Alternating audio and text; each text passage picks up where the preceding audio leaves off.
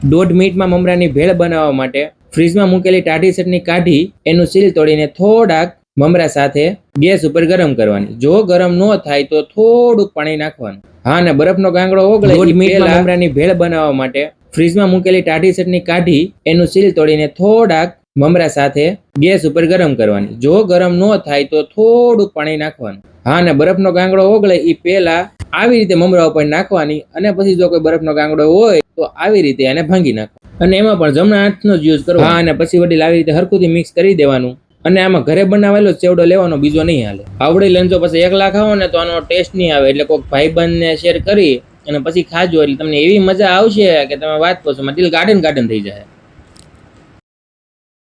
આવી રીતે મમરા ઉપર નાખવાની અને પછી જો કોઈ બરફનો ગાંગડો હોય તો આવી રીતે એને ભાંગી નાખો અને એમાં પણ જમણા હાથનો જ યુઝ કરવો. હા, અને પછી વડીલ આવી રીતે હરખુંથી મિક્સ કરી દેવાનું અને આમાં ઘરે બનાવેલો ચેવડો લેવાનો, બીજો નહીં હાલે. આવડી લઈને જો પછી એકલા ખાવો ને તો આનો ટેસ્ટ નહીં આવે. એટલે કોઈક ભાઈબંધને શેર કરી અને પછી ખાજો એટલે તમને એવી મજા આવશે કે તમે વાત પૂછો, દિલ ગાર્ડન થઈ જાય.